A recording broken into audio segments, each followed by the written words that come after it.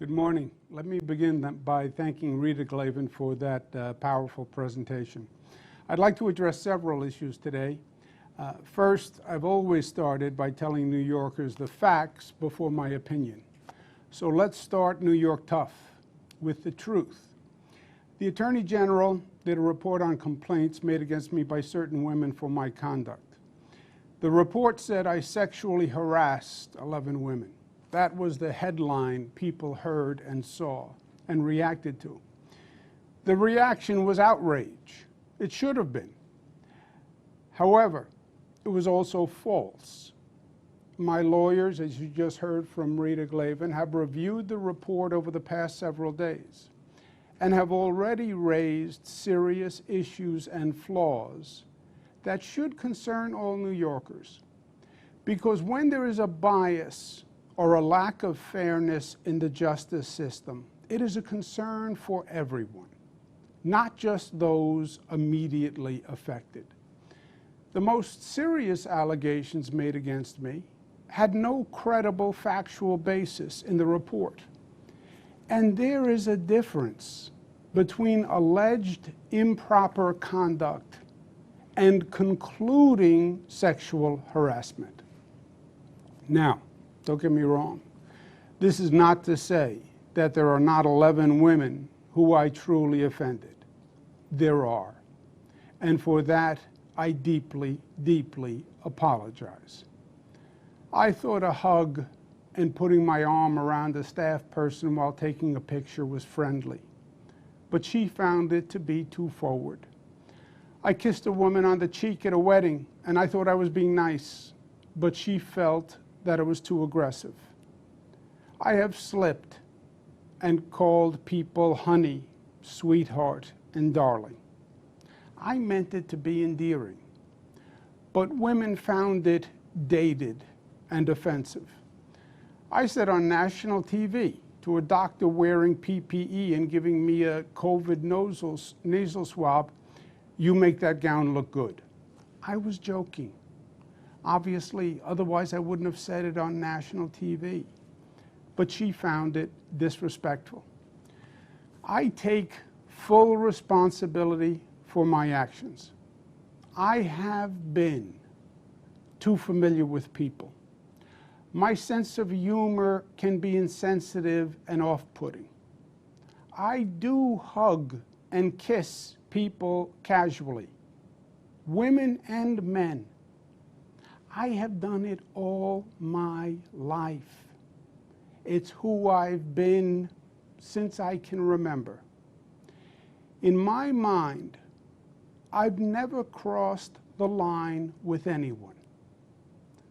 But I didn't realize the extent to which the line has been redrawn.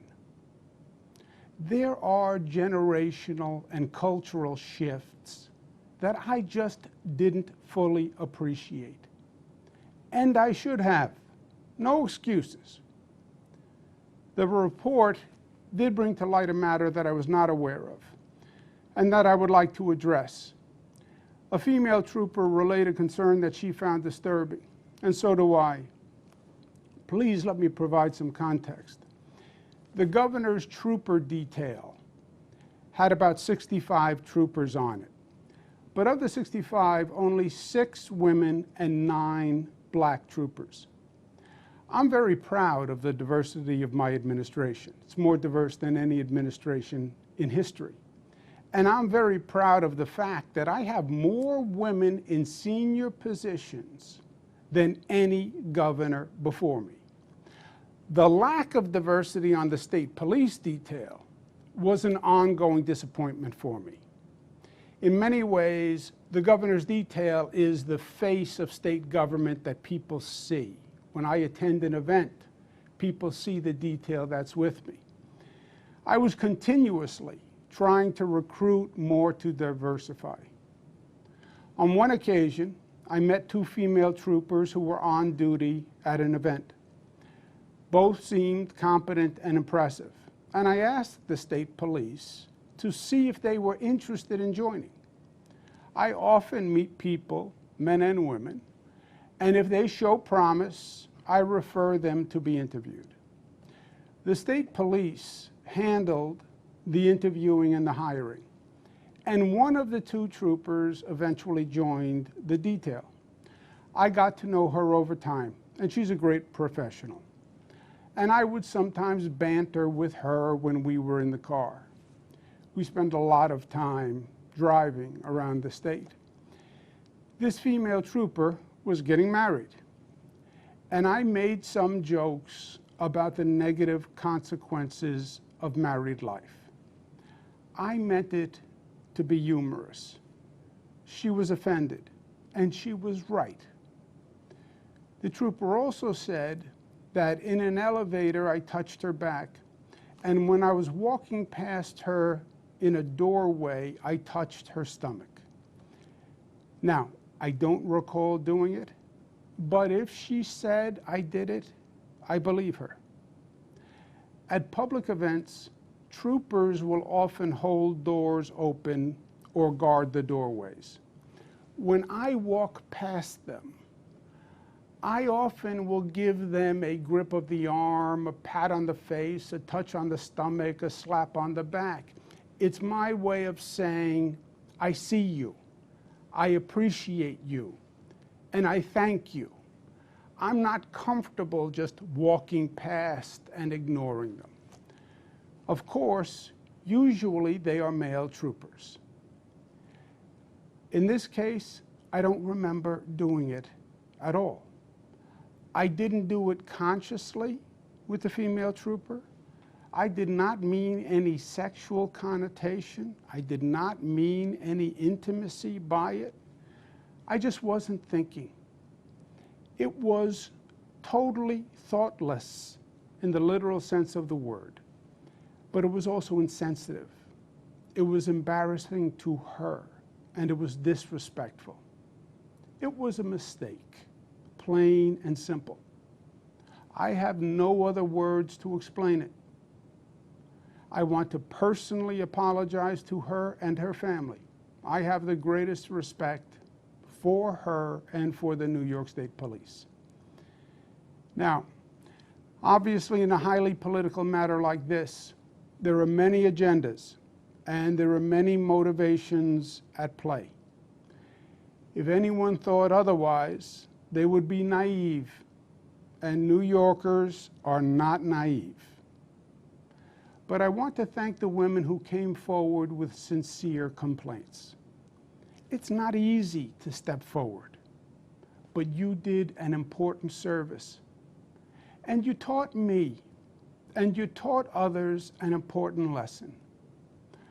Personal boundaries must be expanded and must be protected. I accept full responsibility. Part of being New York tough is being New York smart.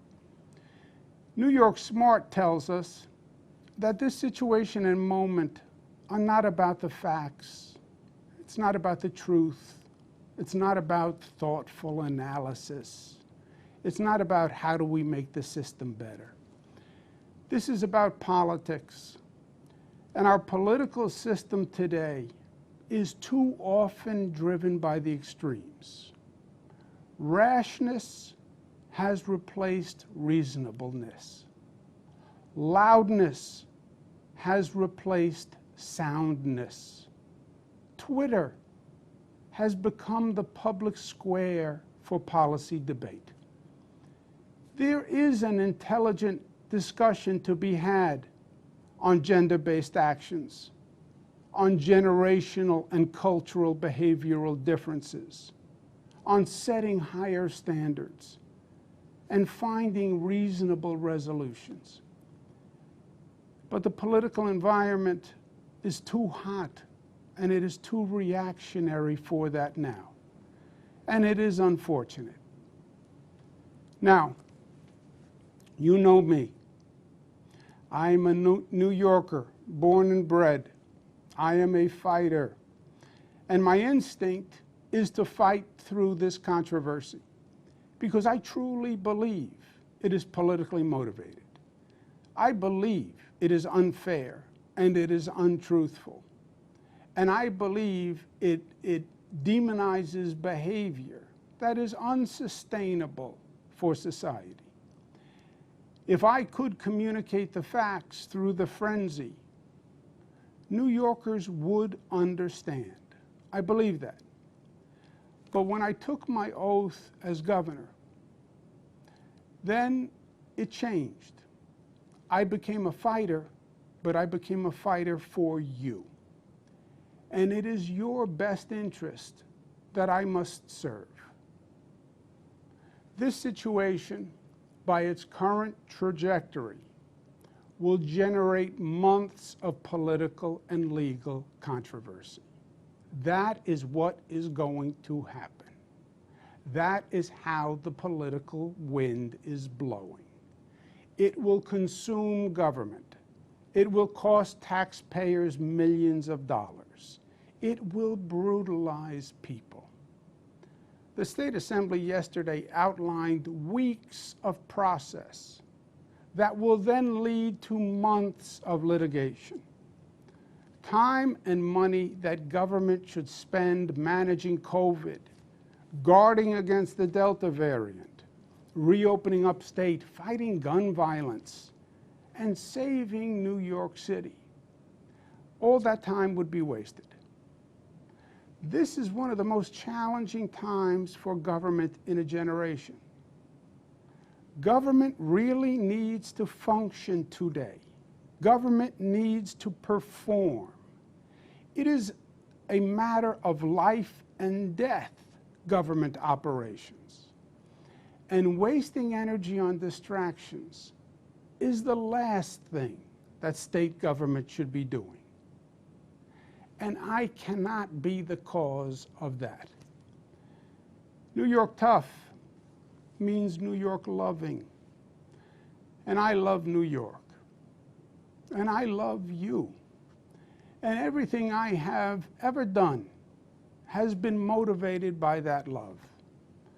And I would never want to be unhelpful in any way. And I think that given the circumstances, the best way I can help now is if I step aside and let government get back to governing. And therefore, that's what I'll do, because I work for you. And doing the right thing is doing the right thing for you. Because as we say, it's not about me, it's about we. Kathy Hochul, my lieutenant governor, is smart and competent. This transition must be seamless. We have a lot going on. I'm very worried about the Delta variant, and so should you be. But she can come up to speed quickly, and my resignation will be effective in 14 days.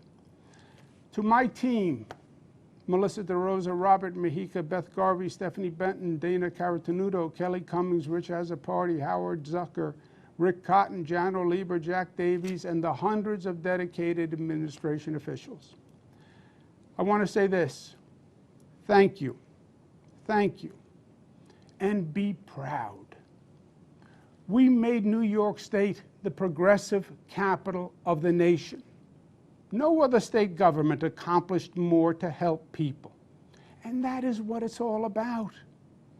Just think about what we did. We passed marriage equality, creating a new civil right, legalized love for the LGBTQ community, and we generated a force for change that swept the nation. We passed the SAFE Act years ago, the smartest gun safety law in the United States of America, and it banned the madness of assault weapons. We've saved countless lives with that law. $15 minimum wage, the highest minimum wage in the nation, lifting millions of families' standard of living, putting more food on the table and clothes on their backs. And we led the nation in economic justice with that reform. We have managed every emergency Mother Nature could throw at us. Fires, floods, hurricanes, superstorms, and pandemics. We balanced the state budget, and we got it done on time, more than any other administration, because government should work and perform. Free college tuition for struggling families. Nobody in this state will be denied their college dream because of their income. We have built new airports, rail, transit, roads all across this state faster and better than ever before, and more than any state in the nation.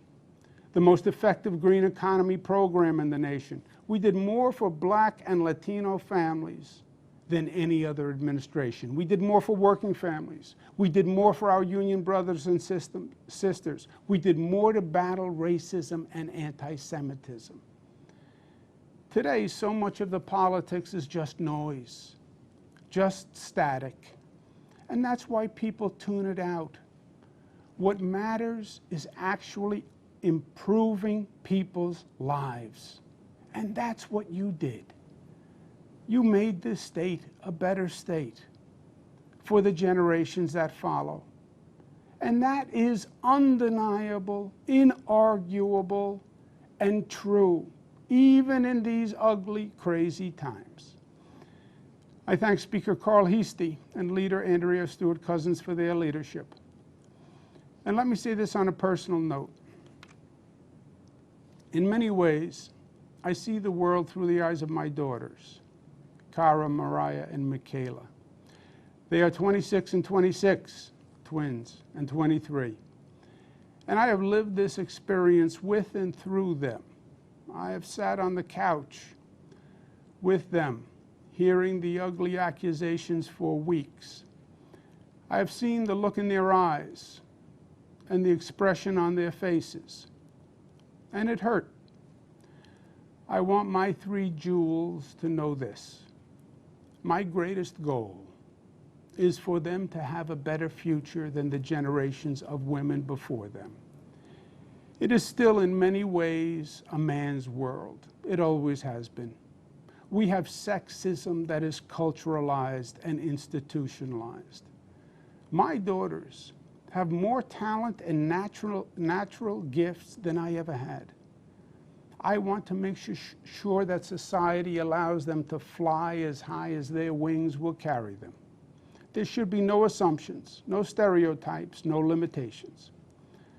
I want them to know from the bottom of my heart that I never did and I never would intentionally disrespect a woman or treat any woman differently than I would want them treated. And that is the God's honest truth. Your dad made mistakes, and he apologized, and he learned from it. And that's what life is all about. And I know the political process is flawed, and I understand there's cynicism and distrust and disappointment now. But don't give it up, because government is still the best vehicle for making positive social change. Lastly, I want to remind all New Yorkers of an important lesson, and one that I will carry with me for the rest of my life. And that's what you New Yorkers did in battling COVID. The enemy landed in New York State. COVID launched the attack here. It came on planes from Europe, and we had no idea. It was an ambush. And it was up to New Yorkers to fight back. We were on our own, and it was war. Nurses, doctors, essential workers became our frontline heroes. Hospitals became the battlegrounds.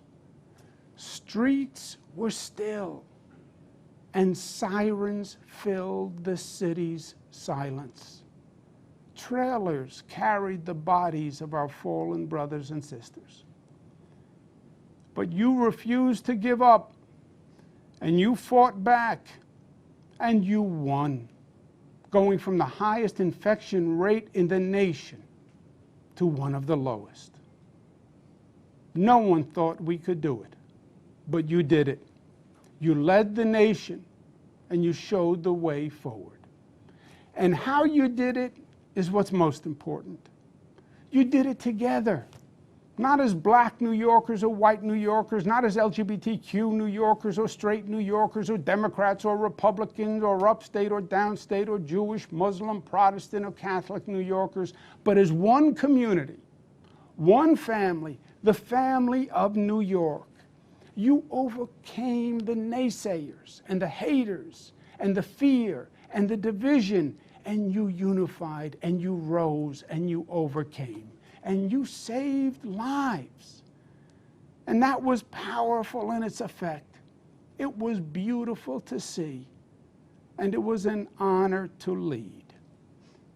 Please remember that lesson. Hold it dear and hold it up high for this nation to see, because it is New York State at her finest, creating her legacy, fulfilling her destiny, giving life and animation to the lady in the harbor, saying, Excelsior, we can be better, we can reach higher, and proclaiming E pluribus unum, out of many one, unity, community, love. That is our founding premise and our enduring promise. And that is the salvation of this nation that it so desperately needs to hear. Thank you for the honor of serving you. It has been the honor of my lifetime. God bless you.